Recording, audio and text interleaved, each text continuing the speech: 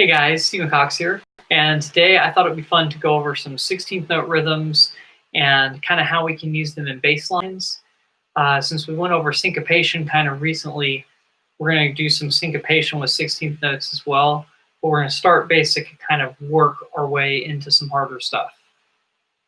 So if you haven't already, go ahead and grab your U-bass and we'll go ahead and jump into it. So first we need to know, what are 16th notes? So 16th notes are fairly fast notes. It's where we're splitting, if we're counting in four, like 1, 2, 3, 4, we're splitting each of those into 4 notes. 1 E and a, 2 E and a, 3 E and a, 4 E and a. And I know I did the 16th notes a little bit slower, so I was really going 1, 2, 3, 4, it'd be 1 E and a, 2 E and a, 3 E and a, 4 E and a. And so we count them like that.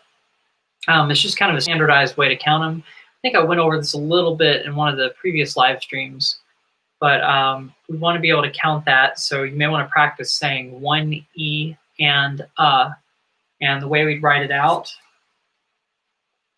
1 E and the letter A. So that's just a common way to see it, common way to communicate it. You could just think da da da da da da da da da da da da da da, but that's hard to communicate with other people. What rhythm you want if you do it that way. So 1 E and a, 2 E and a, 3 E and a, 4 E and a is how we're going to count them. So what we're going to be doing today is going over some simple exercises with those. And then after that, we're going to try to create some bass lines, kind of add other concepts to that just to make it more interesting. I think we'll cover accenting a little bit too, and we might use those accents to almost make polyrhythms. So that'll be kind of fun. That'll be more of the syncopation kind of thing going on there. So first, we just want to be able to play 16th notes, and we also want to know what they look like on paper. So this top line right here illustrates 16th notes. Notice that they attract flies. No, but seriously, notice if they have the round part of the note, the stem, and then they have 2 beams or 2 flags. I don't have any individual ones written here, but they either have 2 beams or 2 flags hanging off of the stem. And if you don't know what I mean by a flag, I'll write one for you just so you have the idea. Just over to the side. Let's see.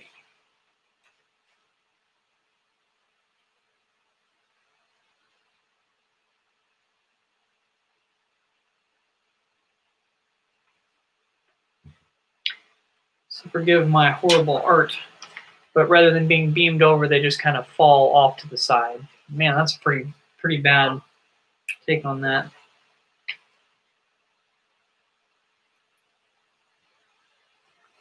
It's a little bit better over here. This one where you can see there are 2 flags hanging off the side of the note. But that's how you can tell if they're 16th notes. So basically, on this example, you see we've got 4 groupings of them, and as you can tell, this is one measure. See how we have like 1, 2, 3, 4. Those are our beats in a 4/4 measure. I didn't write the time signature over there, but if there was a time signature, it would say 4/4 right here. And basically, all you're doing there is playing straight 16th notes. 1 E and a, 2 E and a, 3 E and a, 4 E and a. So at that tempo, it'll sound like this. Let's just do them on the open A string. 1 E and a, 2 E and a, 3 E and a, 4 E and a. So if you've got your U-bass handy, we'll go ahead and play that together. I'm going to count you in. 3 E and a, 4 E and a, 1 E and a, 2 E and a, 3 E and a, 4 E and a. So those are our straight up 16th notes all in a row, not missing any, not doing anything quicker, just the 16th notes. So now what we want to do is try to vary it up a little bit by leaving some out. So rather than playing all of them, we could just play one of them. And that's going to be our first exercise. So if we look here, first thing I did was I just circled the numbers, right? So there we'd just be playing 1 E and a, 2 E and a, 3 E and a, 4 E and a. So we'd just be playing on the numbers. In the second exercise, the second line down, we'd be going 1 E and a, 2 E and a, 3 E and a, 4 E and a. So I'm only hitting the string when I'm saying E. On the third exercise, we'd be doing the ands. These little plus signs are our way of writing the word and in short form. So here we'll be doing 1E and a, 2E and a, 3E and a, 4E and a, and the last time through we'll just be going on the uhs. 1E and a, 2E and a, 3E and a, 4E and a. So one thing that's kind of fun with this exercise is trying to play it all the way through without stopping. So let's do that together a little bit slower than that. 1E and a, 2E and a, 3E and a, 4E and a, 1E and a, 2E and a, 3E and a, 4E and the next line, 1E and a, 2E and a, 3E and a, 4E and a, 1E and a, 2E and a, 3E and a, 4E and a, 1E and a, 2E and a, 3E and a, 4E and a. And after you get it at a slower speed, and if you need to go even slower than that, you can. But after doing that, we can try doing it a little bit quicker. 1E and a 2E and a 3E and a 4E and a 1E and a 2E and a 3E and a 4E and a 1E and a 2E and a 3E and a 4E and a 1E and a 2E and a 3E and a 4E and a 1E and a 2E and a 3E and a 4E and a. So as you can tell, I kind of missed one of the ands on this one, but hopefully that gives you an idea of what we can do with this. So that's kind of our second step. First, we're able to play all the 16th notes back to back. Then we're able to just do one out of each four, any way you do it. And then after that, we can do the opposite. So that means we can play 3 of them out of each grouping of 4, but we're going to be missing the same syllable out of it. So here's what I mean. If you look at that first line, we're playing all of them, right? On the second line here, we're leaving out the uhs. So we're just going 1E and, 2E and, 3E and, 4E and. So on the we're just not playing at all. 1E and, 2E and, 3E and, 4E and. So we're going to leave that space over the uhs. So that'll sound like this. 1E and 2E and 3E and 4E and right? So let's try doing that one together. I'm going to give you 3E and a 4E and then we'll come in. 3E and 4E and 1E and 2E and 3E and 4E and Good. So now this bottom exercise, we're going to be leaving out the E. So we'll be playing the 1, the and the and that is what those rhythms would look like. You'd have an 8th note connected to the 2 16th notes with that beam. So let's do that bottom line here. 3E and 4E. Oh, and I should tell you I'm on the A string. I'm going to be playing the open A string. You want to play along. All right. 3E and 4E and 1E and 2E and 3E and 4. Whoops. Let me do that again. 3E and 4E and 1E and 2E and 3E and 4E and So when you hear these rhythms fast, that one we just played will almost sound like galloping. 1 and a 2 and a 3 and a 4 and a 1E and a 2E and a 3E and a 4E and you get the idea. So that one's like the galloping rhythm on the bottom. The one that we did before sounds more like this. 1E and a 2E and a 3E and a 4E and a. So that's the difference on leaving the out versus leaving the E out. Okay, so then next we can leave the and out. So this one's a common rhythm too. And look at the way this looks. We've got a 16th note at the beginning, a 16th note at the end, and the 8th note is in the middle. The thing to remember here is that 8th note is the longer note. So it's being held out from the E through the and. So this one's a little bit weird looking, right? And then also note that the little beams, this one's on the inside of this line and that one's on the inside of that line. So we're kind of facing the other way. Just know that that's how we notate it. It's nothing special about it. It just means a 16th note, an 8th note, and a 16th note. We're just still splitting it into those beats where it's all within the number 1 before you get to the number 2, within the number 2 before you get to the number 3. just these little sections. Okay, so this one's a really common rhythm, and it's a really cool one too. So this one, we're leaving the and out. It'll sound like this: 1 E and 2 E and 3 E and 4 E and. So that's the idea on that. Let's do that one together. I'm gonna give you 3 E and 4 E and then we'll jump in. 3 E and 4 E and 1 E and 2 E and 3 E and 4 E and. So that's most of the common ones that you'll see, but I'm including this last one since the last video we did was about syncopation. So if you look here, I'm syncopating this by leaving out beat 1, beat 2, beat 3, and beat 4, because those are the strong beats. We're going to hide the strong beat by simply not playing them, and then we're going to play the other 3 16th notes in each grouping. So that'll sound like 1 E and 2 E and 3 E and 4 E and. So let's do that together. 3 E and 4 E and 1 E. Whoops, we're not playing on beat 1. I already tricked myself up. So remember, on this one, we're not playing on the numbers. 3 E and 4 E and 1 E and 2 E and 3 E and 4 E and. So these faster sound kind of like this. So let's do the top one real quick. 1 E, 2 E, 3 E, 4 E. 1 E and 2 E and 3 E and 4 E and.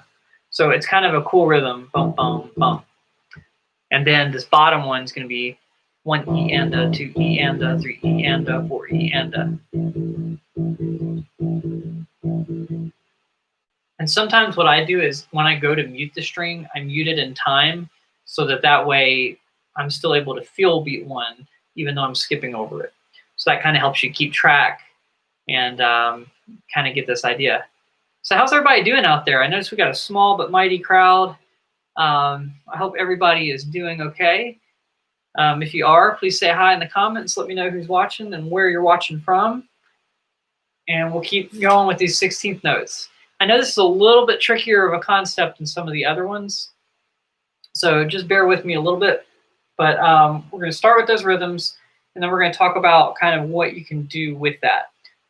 Pretty much covered all the rhythms that I wanted to cover as far as common things. Now it's really just a matter of kind of mixing these up. Oh, hey, how's it going? I didn't know you were in Georgia as well. Very cool. Or maybe I did. Maybe I learned that last time. But it's good to see you. All right. So I'm also coming at you from Georgia. I'm in a suburb just outside of Atlanta.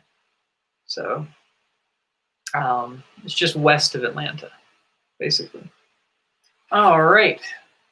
So what I like doing with these lines then is, you know, you can, if it's too hard to like play because you're thinking about the coordination of the hands while you're doing this, you could just clap the rhythms is another idea. But what I like to do now that I've got all the different variations in a row like this is kind of put them back to back. So like, let's say I had one measure, but in that one measure, instead of playing a whole entire measure of this single rhythm where there are 2 16th notes and an 8th note, and then just doing it again and again and again, I might try mixing these up. So a measure, or maybe the first beat's this, the second beat's that, the third beat is that, and the fourth beat is that.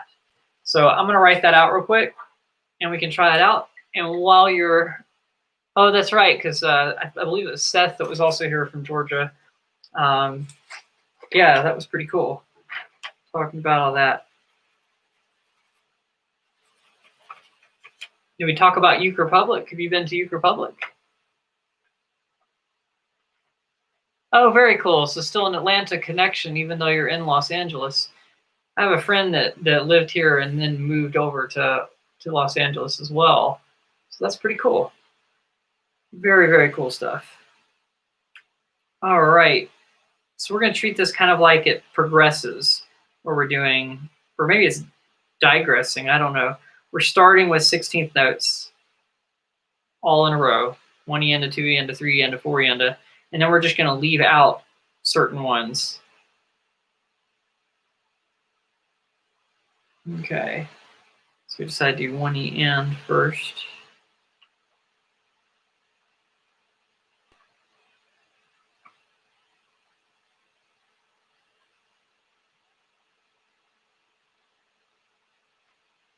Whoops, gotta connect that one over. I'm gonna do 4E.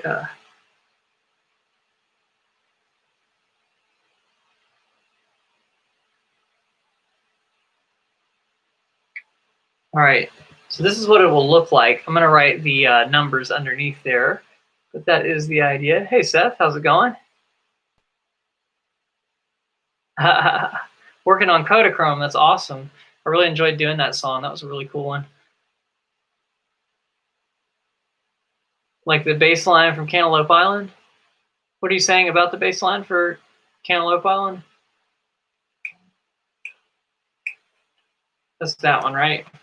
1, 2, and 3, 4. 1, 2, and 3, 4. All right. Well, good morning, Paula. Over here, it's good evening to most of the others watching.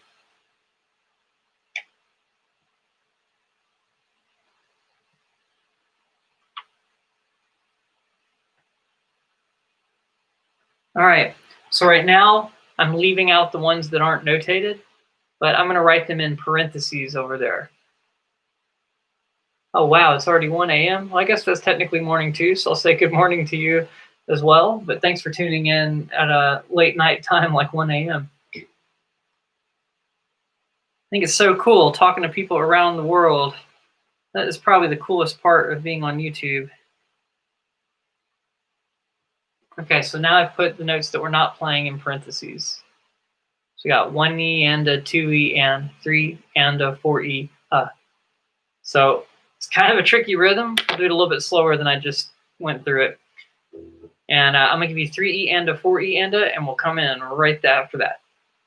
3E and a 4E and a 1E and a 2E and a 3E and a 4E and a. So we'll do that a little bit slower, and I'm just going to remind you I'm playing on the A string. So if you're playing along, just open A string.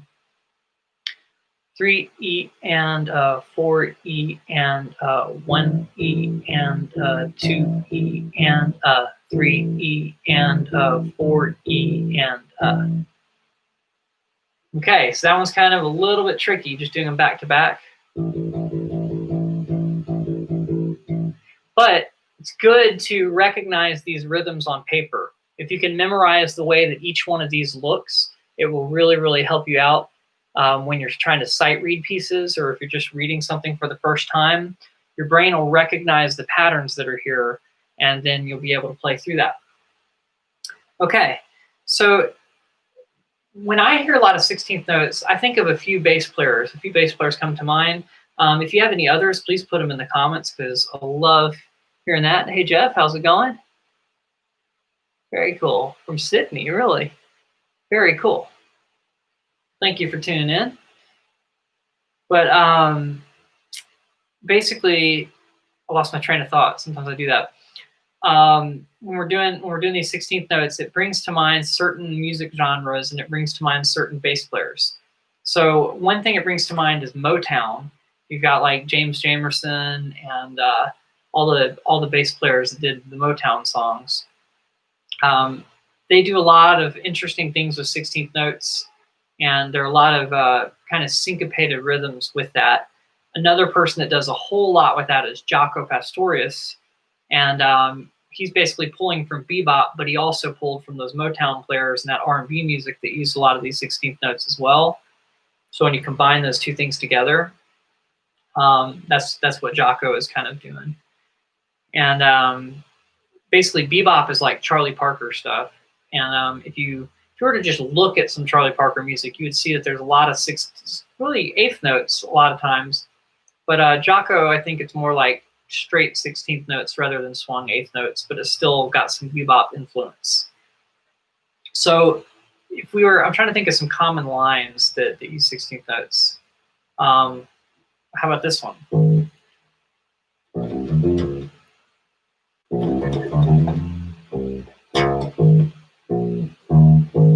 If we were to just take that, 1E and a 2E and a 3E. So it's like 1E and a 2E and a 3E and a 4E and a 1.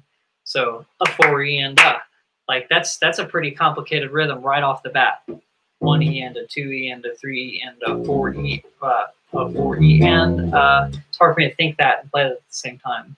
1 E and a 2 E and a 3 E and a 4 E and a, right? So it's very, very syncopated because we're waiting and then we're coming in on an the before beat 4, I believe. 1 E and a 2 E and a 3 E and right?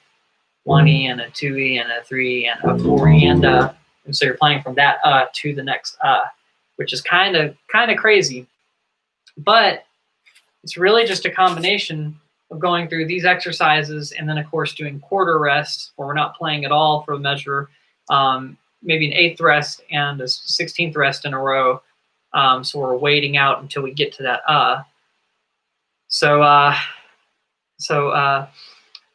basically we're kind of using these things to create those rhythms. So when we did this first exercise where we just played beat 1, 1 E and a 2 E and a 3 E and a 4 E and right? So we're kind of combining the first beat of this measure with the last beat of that measure.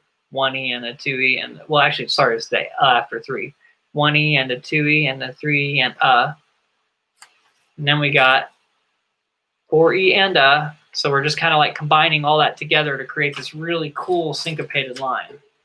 1 E and a 2 E and a 3 E and a 4 E and 1 E and a 2 E and a 3 E and a what's it coming on?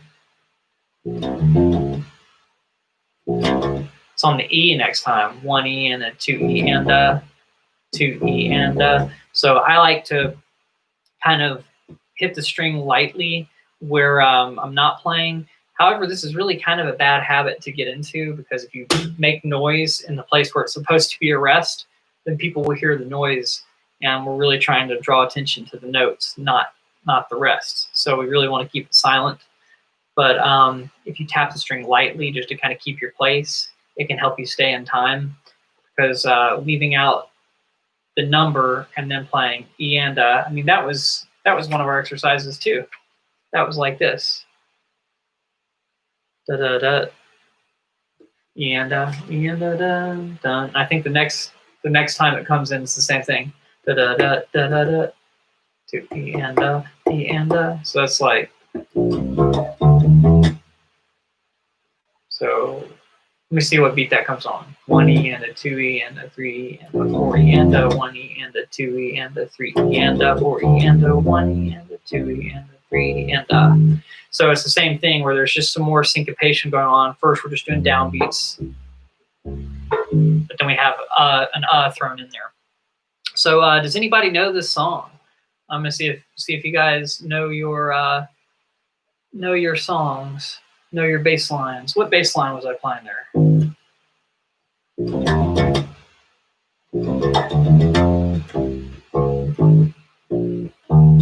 Yeah, Jackson 5, good. That is right. That is right. And the name of the song. Anyone's got the name of the song? Yep. I want you back. Yep, that's it. Cool. Well, great job between all these guys. ABALLANT, Avalant 88, Seth and Light Worship. Y'all got it. If I had like something to give away, you'd win the prize. I guess the prize is just knowing off some bass lines, which is pretty cool. But thank y'all so much for knowing that and for listening to good bass music. I think that's awesome. But that is just an example of how you can use those 16th note lines in a syncopated way to kind of make things interesting. So literally just going over these different variations can give you a whole lot of options, and it's just kind of like, you can think of it like a math equation where you're just putting it all together to make something really interesting. Jocko kind of does this too on Teen Town. So my fingers would stop slipping and get the timing right. 1 E and a 2 E and a 3 E and a 4 E and a 1 E and a 2 E and a.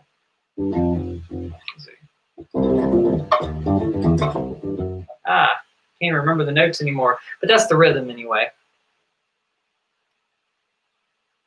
Very cool. Yeah, it's a very, very good bass line. I'm not sure if you're talking about Teen Town or if you're talking about I Want You Back, but both of those have amazing bass lines.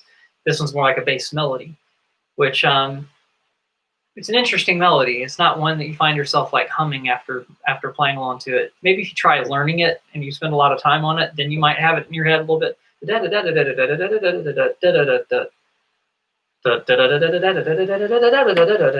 Right? So it's got some really cool rhythms. It's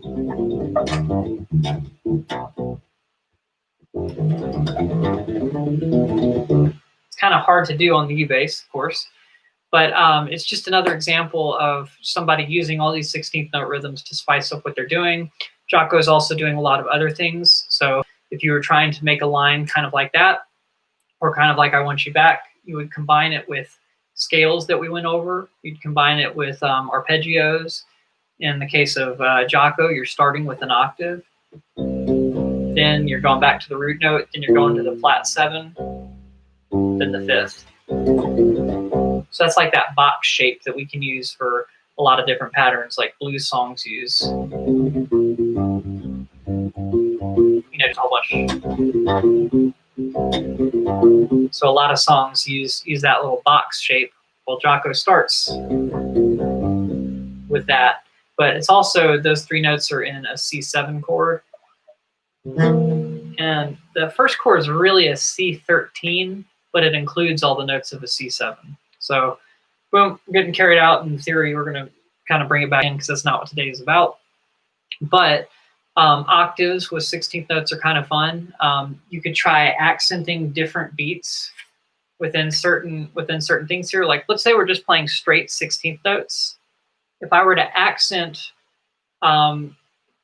basically just each individual part, so I'm playing straight 16th notes, but I'm going to play the numbers louder the first time, and then I'm going to play the E's louder the second time, and the ands louder the third time through, and the uhs louder the fourth time through.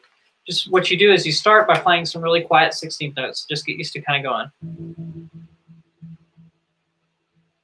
And try to keep them as even as possible in volume. And then just make the numbers louder. So it's so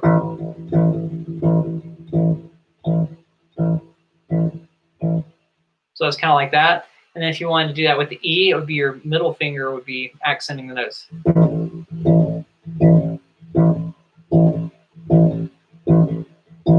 So that's kind of a cool thing that you can do with 16th notes too.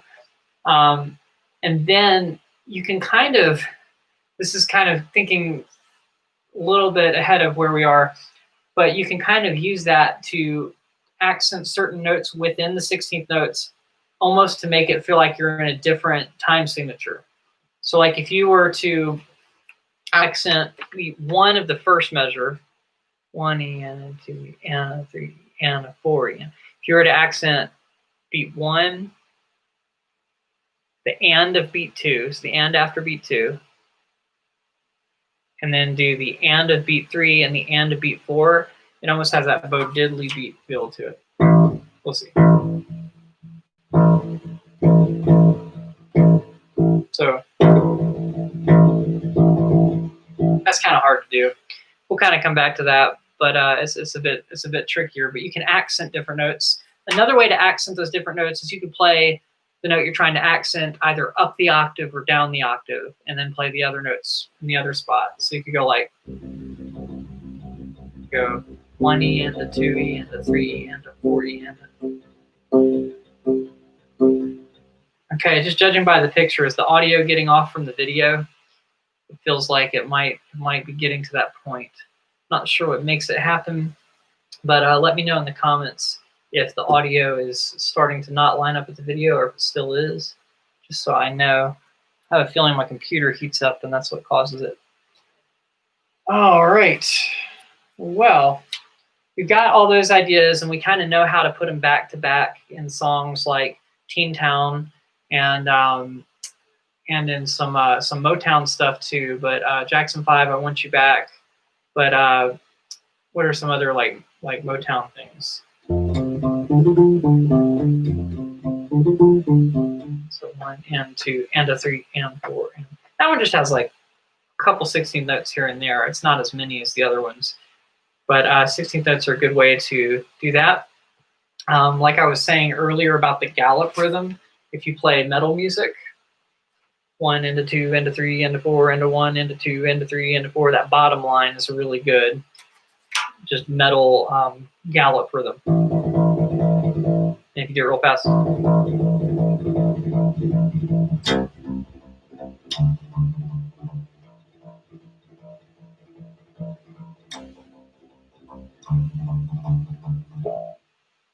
All right.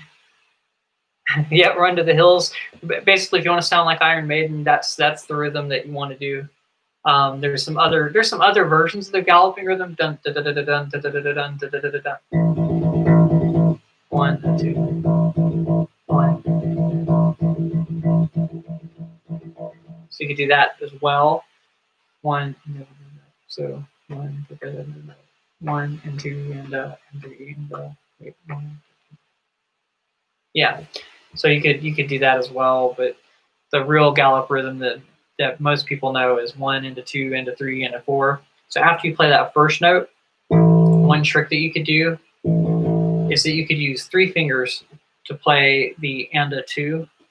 So you go 1 and a 2 and a 3 and a 4, and so then you can do it really fast.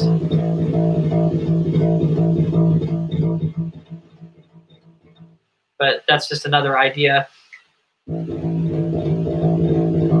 It takes a little bit of practice, but if you practice going da da da da da, it can kind of help you with that.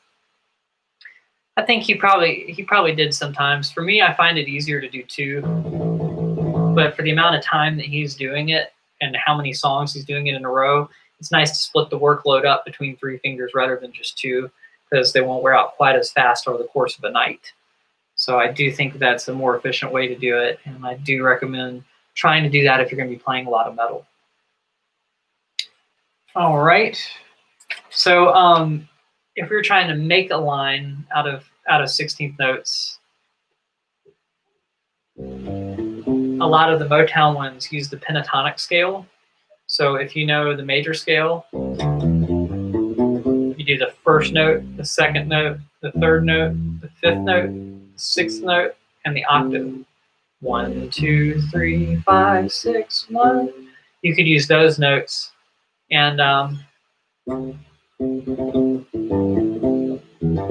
you know, and just kind of mix up the rhythms a little bit. Don't do like 16th notes all the time, but use them here and there. So like if you're playing some 8th notes, right, you're on 1 and 2 and 3 and 4 and 1 and 2 and 3. You could do like da, da, da, da, da, 1 and 2 and. So it's kind of cool to do a quick little, you know, I mean, that sounds more like a Paul McCartney song. Got to represent him since I'm wearing a shirt, I guess. But going from 5 to 6 to 1, or going 1 down to 6 to 5.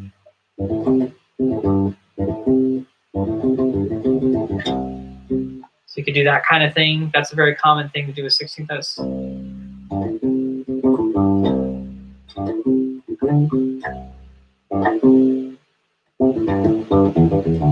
So you can kind of use those, but really it's just a matter of knowing those rhythms and then kind of combining it with other things that we know. Octaves are fun, right? So you could do some disco stuff where you double. You could go 1 and 2 and 3 and 4 and, or you could go 1 and a 2 and a 3. So so those are real common things to do. You can either do 1 and or 1 and a. You could really do all 4 and do double the low note and double the high note, but that wears you out pretty quickly. 1 and a 2 and a 3 and a 4 and a. And that one's kind of hard because you have the string skip in there, going from the A string to the G string. I'm going I'm going the A string, G string, G string, but I'm playing an octave over here. So I'm playing a C note, 3rd fret on the A string, and 5th fret on the G string. Both of those are C's. But I always hear doubling one of them and then doing a single note on the other one. So 2 16th notes and an 8th note, or an eighth note and 2 16th notes.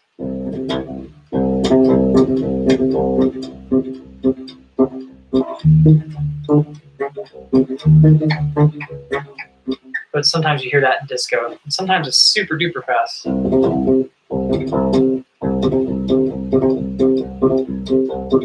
Or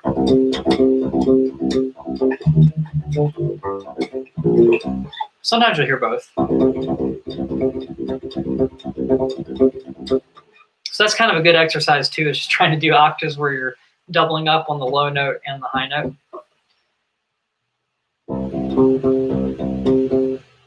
And then trying to move it around. So you could like walk up a minor scale doing that. Just the first 4 notes. So 1, 2, 3, that kind of thing. You could try doing. That sounds like Funky Town kind of. But those are a whole bunch of different things that you can do with 16th notes. Ah, yes, Joe Dart, great example. Why can't I remember Deantown off the top of my head? So there's Teentown and then there's Deantown. I can't even remember the key it's in. Let me think.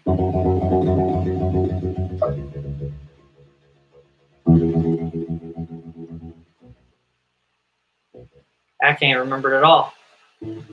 There's a video on Instagram where I played through it, but that.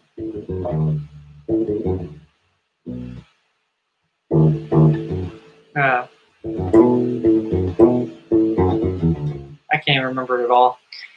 But yeah, that one's an excellent example of 16th notes. So that's like E and a 1, E and a 2, 3. You're sorry, da da da da da da da da. 1 E and a 2 E and a 3 and a 4 E and a. So it comes on the E and a. That's going to be. So that's going to be like this rhythm here, where we just leave out beat 1, but we go E and a. So Full Effect's got that nice syncopation there. 1 E and a 2 E and a 3 and a 4 E and a. Da da da da da da da da. 1 E and a 2. So that's just going to be straight 16th notes. They're right here. 1 E and a 2. And then so 1 E and a 2 E and a 3. And then there's beat 3, and then they wait till the so they're kind of syncopating that, which is kind of fun. All right. Oh yeah, and then Tower Power is another good example. Rocco Prestia. Very, very good bass player. I'm not sure what he does special about it, but I imagine it's just keeping small motions. He likes doing that kind of thing. So I think the main thing is just alternate.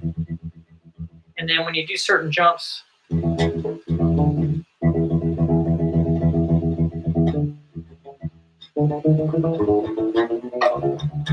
trying to remember part of what is hip. I'm having trouble doing it.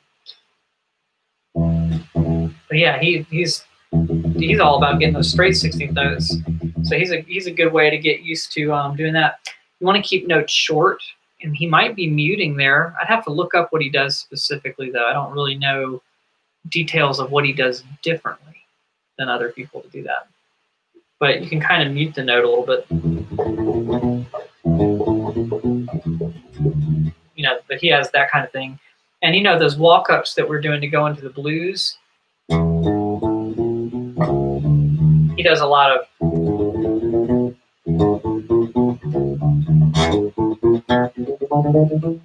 that kind of stuff too. Let's see.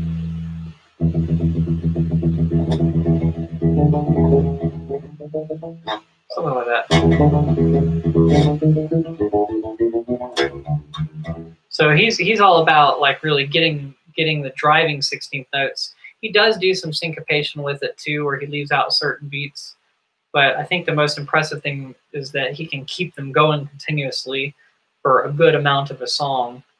And I'm not sure about any specifics about it, but I would say with how fast he's playing, it's probably just keeping the motion really light, not digging in really hard.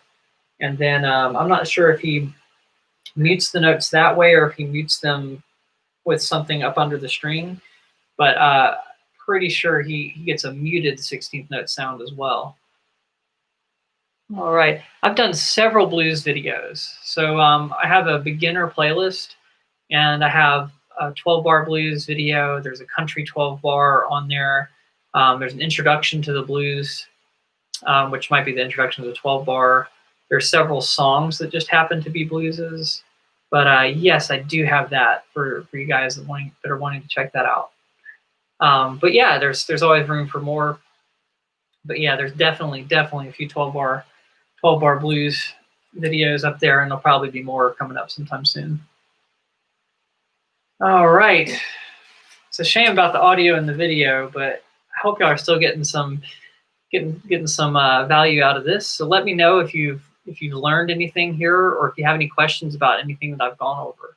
So just let me know in the comments. And if you just have any like general questions, now is a good time, because I feel like we've covered a lot about 16th notes.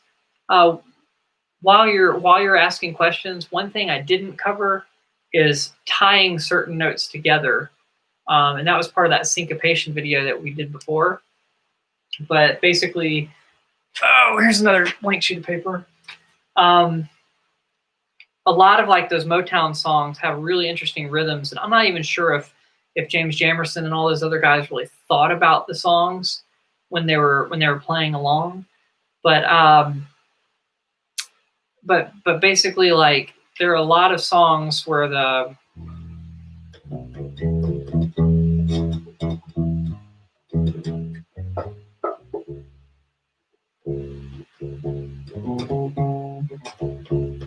there are a lot of songs where the rhythms get tied together. So like, let's say we have some of these 16th note rhythms. 1E,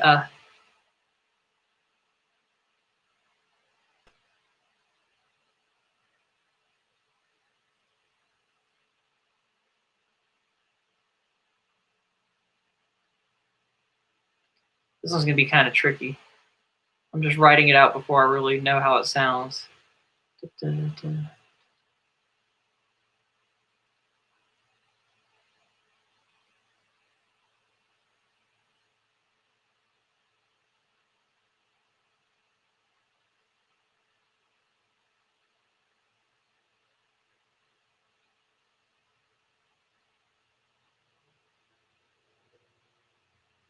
Like, here's an example of something that you could do.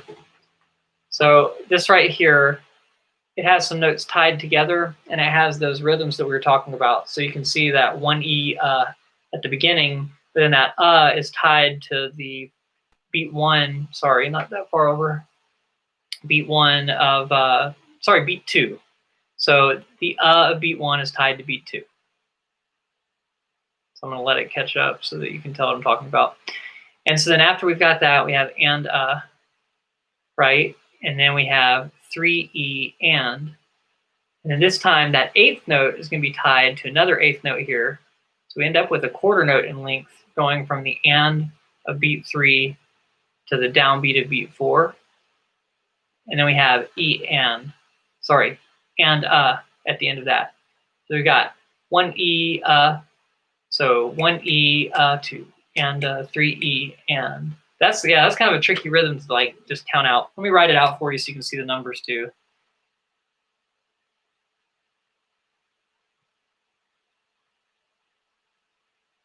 Not playing on beat 2, but you are playing on the, or the E actually.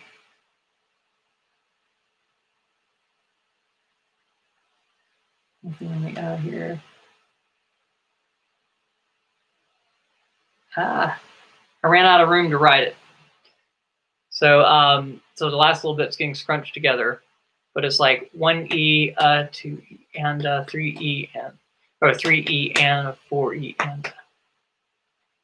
So let's see. Da da da da da da da da da da. So let me see if I can play it and hold this up at the same time. So that's kind of tricky without like a beat underneath it. So if I was like tapping along, maybe that would help. let's see, 1, 2, 3, 4, 1 E, 2, and 3 E, and 4, and so it sounds kind of weird without drums behind it or without metronome of some sort. That's what I could use, but that's kind of the idea. You can kind of hide the downbeats and syncopate beat 2 and some of these other things and get some really, really weird, intricate rhythms out of that just by putting all this stuff together. It's really hard to sight read those rhythms, and I think that you should practice a lot on that to get there. All right, so let's see. Kendrick, what do you think about using a pick on bass? I usually like to use my fingers because I have more control, but I've heard you can go really fast by picking up and down with a pick. Yes, so I do both. I was in a Green Day tribute band for a little while, and I don't have a pick handy right now, but if you use your thumb kind of like a pick,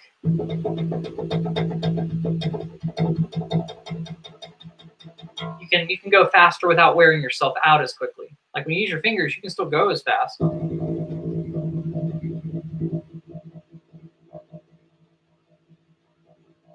But it might be a little easier to go faster with the pick because you can just do smaller motions. It's just down and up. So here, your fingers are going up and then they're resetting. So even though you're using 2 of them, it's like there's 2 motions to what each finger is doing. Whereas with the pick, you just have 2 motions total instead of 4.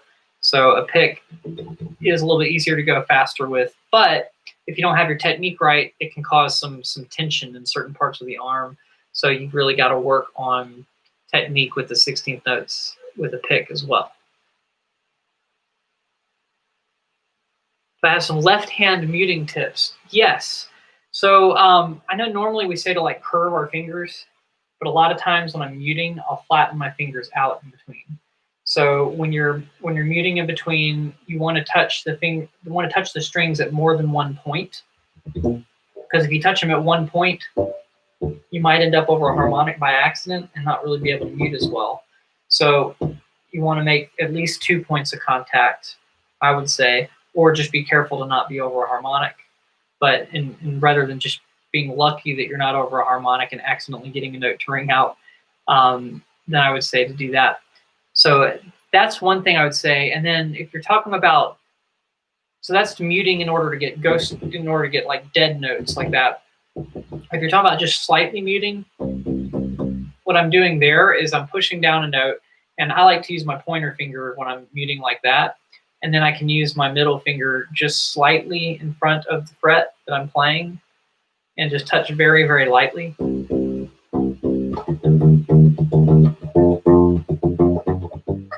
So you can mute like that as well, although I think it's easier to kind of mute back here and play with your thumb.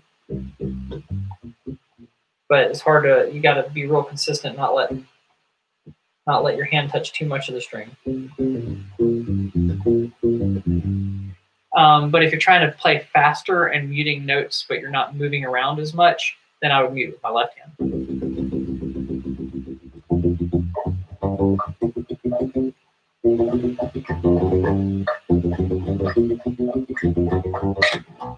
But yeah, muting is just kind of hard. A lot of times what people will do is they'll put something under the string to mute it. But the other kind of muting, if you're like talking about not letting other strings ring out, then yeah, like when you're playing a note, you can kind of like touch the other strings around it. I kind of flatten out. So I kind of use a combination of both hands to mute.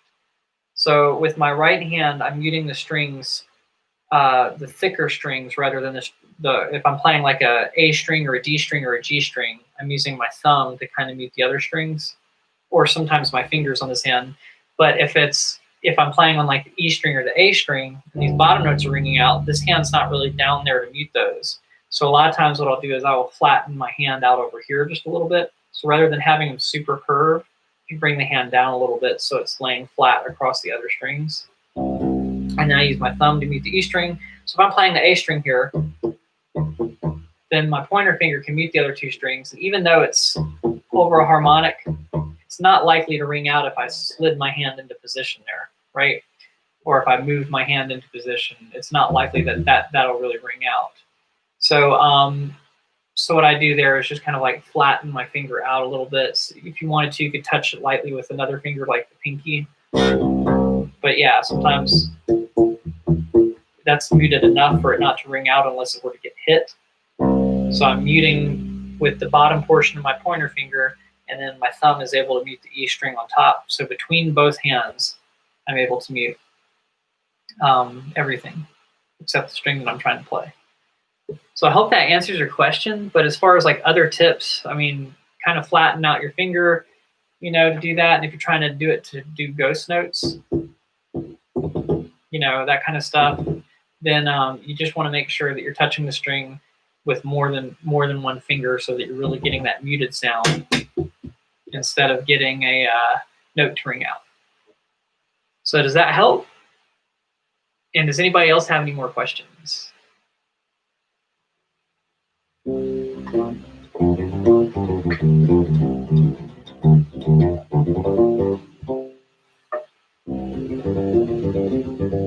So I like taking different lines like that and different notes and just kind of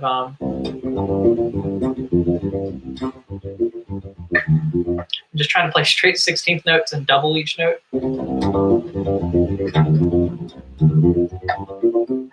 And so that's kind of fun.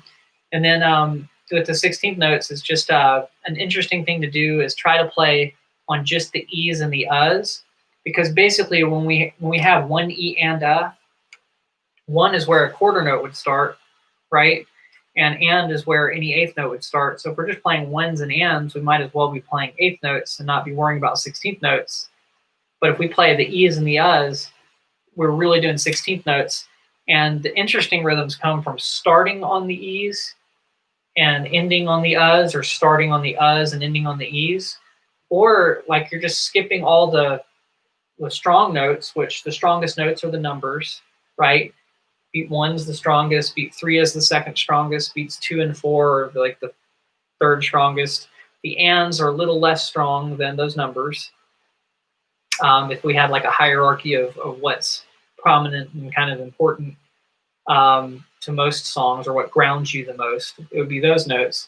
And if you leave those out and just plays on the E's and the U's, it's like, oh, you're doing something kind of funky there, right? So if you can start on beat 1, but like let's say you're going like 1 E and a 2 E and a, like E and a, right? 1 E and a 2 E and a 3 E and a 4 E and a. So if you play on the E's and the U's, it's kind of fun. 1 E and a 2 E and a 1 E and a 2 E and a 3 E and a 4 E and a 1 E and a 2 E and a. So starting phrases on the U's and the E's and leaving out ands and leaving out the numbers kind of creates a kind of syncopated feel. It's pretty cool. Awesome. I'm glad I can explain it in a helpful way, Kendrick. You know, I sometimes worry that I'm going a little too fast here and there. And if you ever notice that I'm just kind of like jumping ahead, or some of the stuff that I'm saying makes assumptions that you know certain things and you don't, please ask in the comments, because other people are probably feeling the same way. And if you know how to verbalize what you're asking, then some of them do and some of them don't, you know. Depending on their level of music theory knowledge. Some people know how to ask the questions, and some people don't even know. But yeah, 16th notes are kind of fun. I like doing them in chromatic little lines. And it seems like you can get away with using notes that aren't in scales a little bit more as passing tones with 16th notes, because they fly by. You're not hanging out on a note that is dissonant to the key. It sounds kind of weird. 1 E and a 2 E and a, so 1 E and a 2 E and a 3 E and a 4 E and a, right? E and a 1 E and a 2 E and a 3 E and a 4 E and a 1. So it's kind of cool to like stay on the E's and U's for a while and then resolve it to a number. So like let's say we're doing 1 E and a 2 E and a 3 E and a 4 E and a 1 E and a 2 E and a 3 E and a 4 E and a 1, right? A 1 E and a 2 E and a. So it's a cool way to syncopate. 1 E and a, so 1 E and a 2 E and a 3 E and a 4 E and a 1, right? And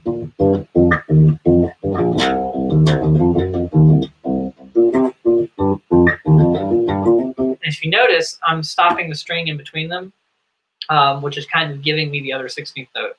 1 E and 2 E and 3 E and 4 E and 1. Yeah, so like a lot of songs use that kind of idea of syncopating with 16th notes, and a lot of times things sound hip or cool when you kind of leave out the obvious, right? And if you do it all the time, then it just sounds like a jumbled mess. But if you do it here and there, then it's just a really cool thing.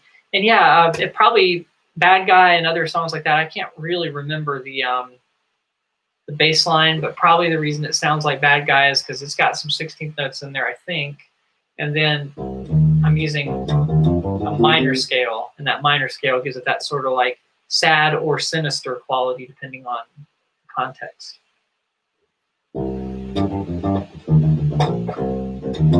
And really I was using the minor pentatonic scale, which means I was leaving out a couple notes of the minor scale. So here's the minor scale. Here's the minor pentatonic scale. Sorry, that's the blues scale. So yes, then I was adding the blue note in, making it the blues scale.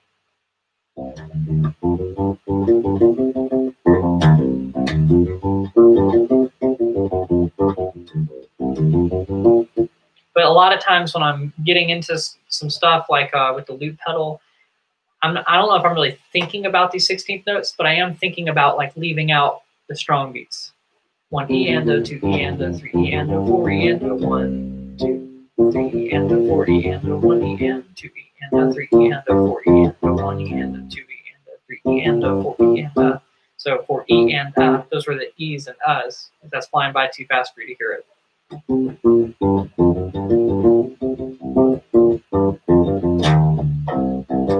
you can start by going 1 E, 1 E, which is let me see if I can find that rhythm. It's one of the ones we went over earlier.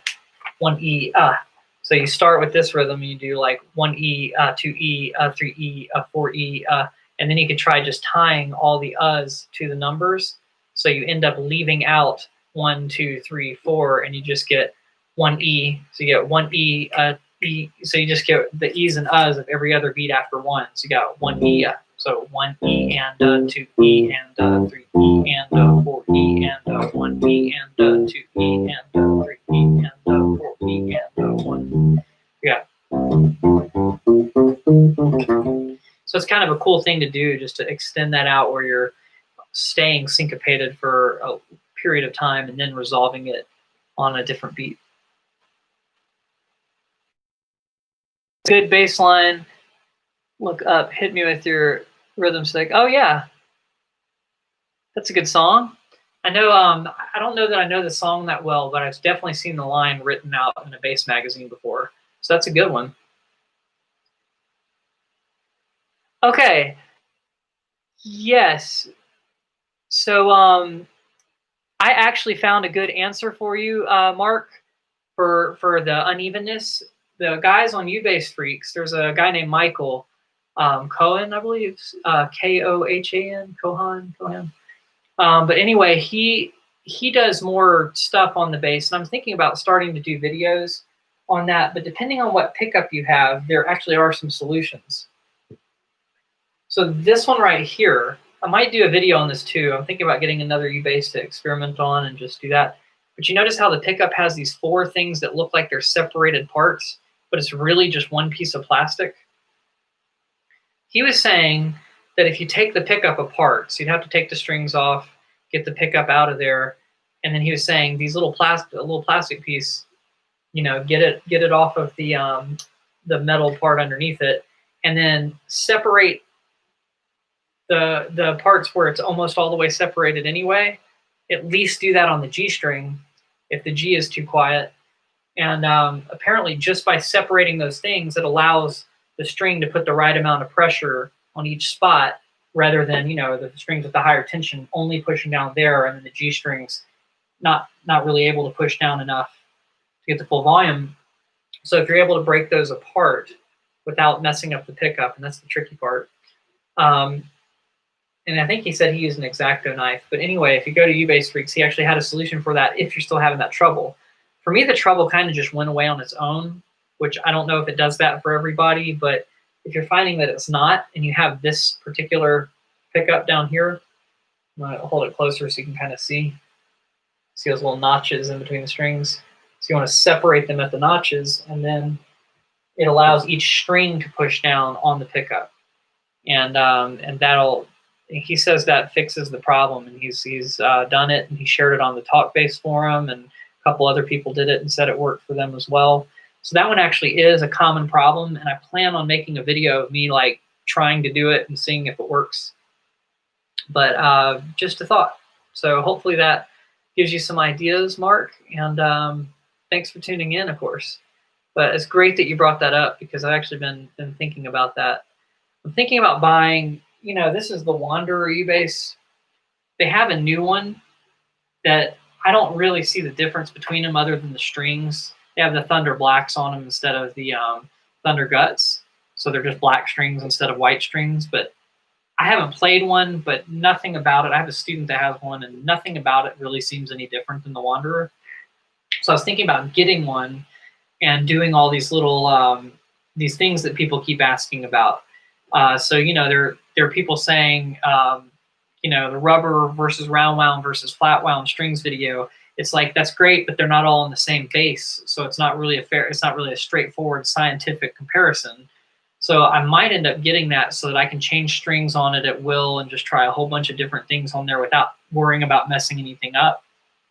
And then also do things like that little pickup cut thing, and see if that all these things work or not. So I'm planning on doing that in the future. I'm not sure how soon that'll be, and I'm not sure what order to do things in, because it seems like after you do a certain number of things, you can't really undo them. So I'm planning on getting a guinea pig bass, basically, and trying out some of these things that you guys have questions about. I think someone else had the question of, with the Thunder Guts, do you need to tie the knot around the tuner up here? And honestly, I would assume not, just judging by how these are put on, unless there's some special way they do it in the factory. It looks like they just stuck it down in the hole and tightened it, and it worked. But I can test these theories out if I have a guinea pig U-Bass, and then I can find out the answers and let you guys know. So I appreciate the questions like that, and I am planning on answering some of those with a video for each one as well. But I want to thank you guys for tuning in. Does anybody else have any other questions?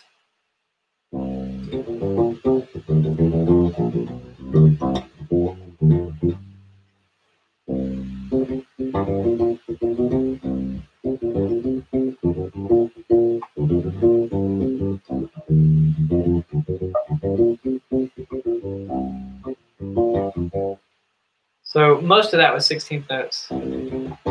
So if I'm going like,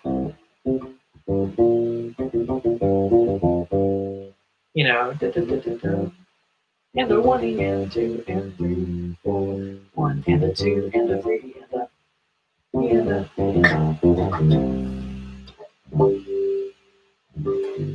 yes, and so a solid body U-Bass video would be a good thing to do. I'm planning on doing a review of whichever one I end up getting. Right now, just with these times, I'm going to be honest, it's financially hard to be able to buy one right now. They're a little bit more expensive than these other ones if I do an actual U-Bass instead of doing like a cheaper model. But I actually do plan on doing some solid body U-Bass videos at some point. But I feel like the guinea pig U-Bass will probably come up sooner. Although I might be able to get one of the Haydean or Hadian or one of those other brands that's just a little bit cheaper to be able to do that as well. And then I might be able to do some of these things to that as well. But yeah, I mean, the plan is to be able to do all this stuff. It's just a matter of when. But yeah, thanks for tuning in. I appreciate you guys. I hope y'all had a good time watching this.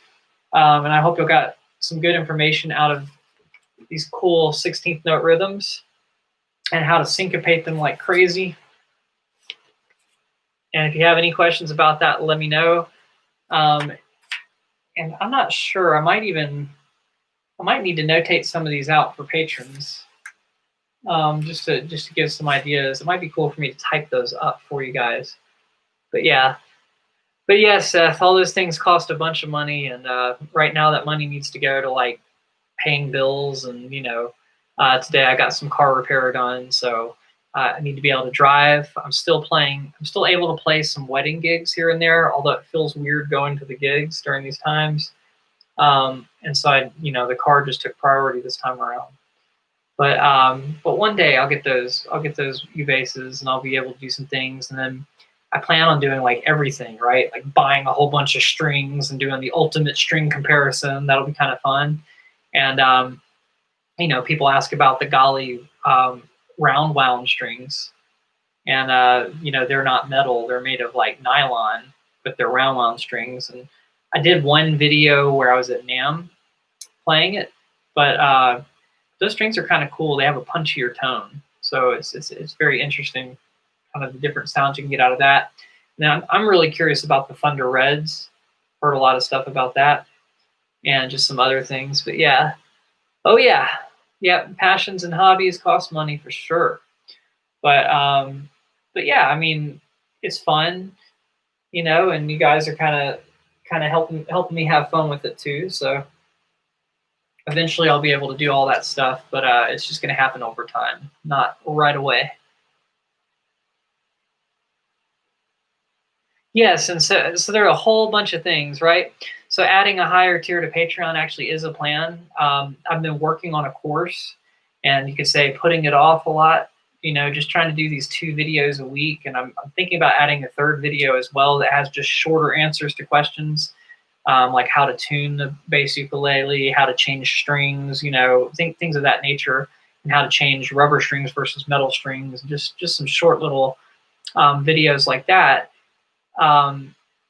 But at some point I'm going to have a course, and I think what I'm going to do is release that at a higher tier on Patreon, and then have like just some sort of monthly extra lesson or something for the patrons on that tier. So I'm still figuring that out, but I do plan on doing that.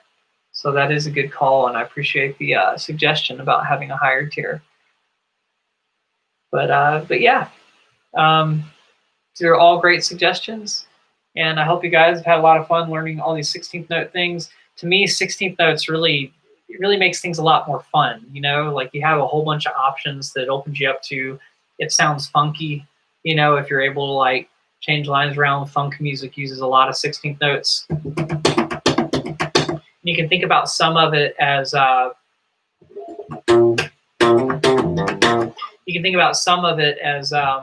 putting rests in certain places, but instead of doing that, you could also put dead notes in between. Like if you're doing slap, 1E, like you could go 1E and a, right? You could slap on the notes that you're not playing, 1E and that's a left-hand slap where I'm muting the strings with like 4 fingers hitting the string at the same time. So.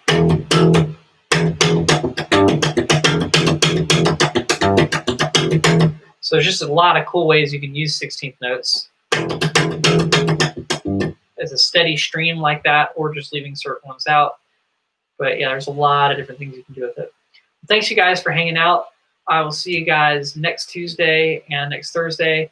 And I may even try to do a 3rd video this week. We'll just see if time will permit it. I've got a wedding gig to get prepared for Saturday and stuff too. But I will see you guys next time. And have a good week until then. Bye, guys.